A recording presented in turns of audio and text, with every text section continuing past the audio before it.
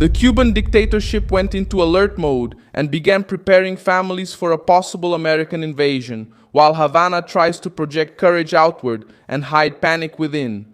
On May 26, 2026, what matters is not just another old speech against the United States, but an official directive from Cuban Civil Defense instructing people to prepare a backpack, radio, water, food, documents, medicine, hygiene items, and supplies for children in the event of a possible military aggression. But that's where the regime exposes itself. It asks for medicine from a population facing empty pharmacies, asks for food from families crushed by scarcity, asks for backup power on an island plagued by blackouts, and tries to turn neglect into national preparedness. The pressure increased because Washington took a tougher line against Havana. Marco Rubio said that the chances of a negotiated agreement with Cuba are not high, and the tension grew after the American accusations against Raul Castro. While the regime itself reacts as if it knows that the island is back on the United States radar, the news also points to surveillance flights and intelligence operations around Cuba, which makes the communist leadership act as if the siege had begun even before any troops appeared. What does the dictatorship know, and why won't it tell the people? Why is Havana preparing families but can't provide the basics? How can this outburst from the regime open the next chapter against Cuban communism? I'll tell you all about it in a moment. If you like this kind of straightforward and no-nonsense content, consider subscribing because we have videos like this every day. The preparation was carried out by the National Civil Defense General Staff of Cuba as part of the Meteoro 2026 exercise. Officially, the regime says the guidance is meant to protect lives in case of an enemy attack. In practice, the message came across as a political warning. The dictatorship itself, which has always used the American threat as a tool for mobilization, has now put an emergency routine on paper for ordinary families. The guide talks about protecting children, the elderly, pregnant women, and people with disabilities. But the content also makes it clear that the government wants to put the population on alert. The fear that was once only in speeches has now become a document. It has become guidance for households. It has become a backpack, it has become a shelter, it has become instructions for survival. The contradiction is brutal because the regime is asking for medicine from a population that faces empty pharmacies. It asks for water from families who live with interruptions in supply. It asks for radios and backup power on an island plagued by blackouts. It asks for emergency food in a country where many people already struggle for the basics each day. The dictatorship tries to appear productive and protective, but the list itself exposes the scale of the disaster. The average Cuban looks at this guidance and knows that the problem isn't just a possible action by the United States. The problem lies in daily life crushed by lack of electricity, lack of water, lack of medicine, low wages, and decades of political control. The Cuban government tries to turn this preparation into national resistance, but the moment reveals something else. The regime is nervous. The pressure from Washington has increased, and the island has once again become the focus of military, diplomatic, and intelligence attention. Secretary of State Marco Rubio said on May 21 that the chances of a negotiated solution with Cuba are not high, although Washington still prefers a diplomatic outcome. In the same context, the United States announced charges against Raul Castro, raising the political temperature between the two sides. The American message was framed as a matter of national security, not as a simple ideological dispute. This hardening weighs heavily inside Havana because the Cuban regime knows it has lost strategic cushion. The pressure comes from several fronts: investigation, sanctions, surveillance, diplomatic tension, and a Cuban diaspora that follows everything from Miami with anticipation.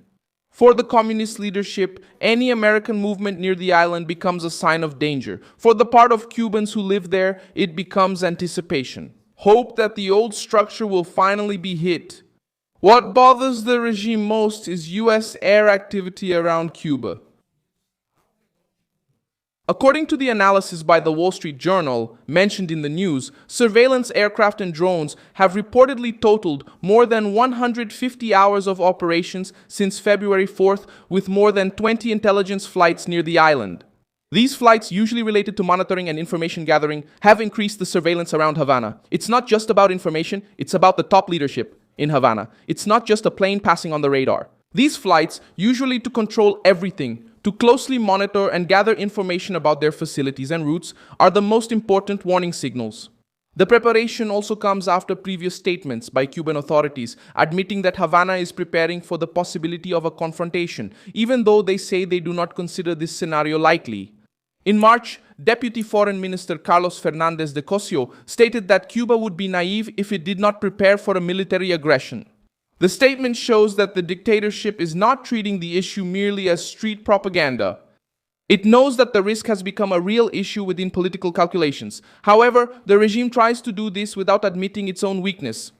It talks about sovereignty but hides its bankruptcy. It talks about defense but leaves a population without support.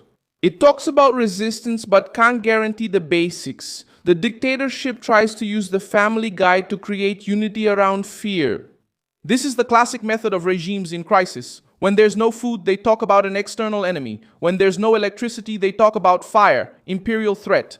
But propaganda loses its strength when reality knocks on the door every day. A Cuban who can't buy basic necessities doesn't need lectures on survival. He already survives every day under the system that promised equality and delivered dependency, surveillance, and poverty. Havana is also trying to prepare its activists for possible mobilization. When talking about military aggression, the regime is not just speaking to ordinary families.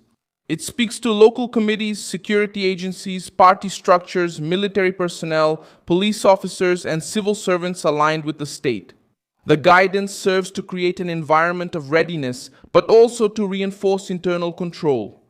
In a crisis of this magnitude, the dictatorship fears both external action and internal upheaval. A hungry, tired, and informed population can become more dangerous to the regime than any speech coming from Washington. American pressure has another effect. It forces Cuba to show its alliances. The island's closer ties with Russia, China, and Iran have become a central concern for United States security.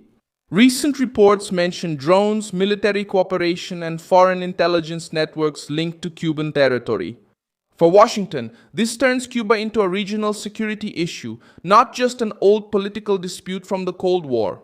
For Havana, this interpretation is dangerous because it takes the regime out of its comfort zone. The island is no longer seen just as an impoverished dictatorship and is once again treated as a flashpoint in the Caribbean. The Cuban leadership tries to respond with protests, speeches, and public mobilization. Demonstrations in support of Raúl Castro were recorded in Havana, including near the American embassy, with the presence of military personnel, public employees, and supporters of the regime. This movement serves to show strength, but it also shows concern.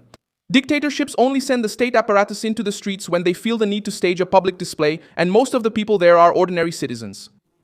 The island shows a dictatorship trying to prepare the people for a scenario that it spent decades claiming it was ready to face. But now it needs to ask families to improvise survival with items that the system itself does not provide. The island is highly vulnerable, under surveillance, and politically cornered. I'm Milson Alves, global internationalist, and my purpose is to keep you well informed with the truth every day. The news links are in the video description. Like this video, subscribe, and check the comments at the end to stay engaged with the Milson Alves community.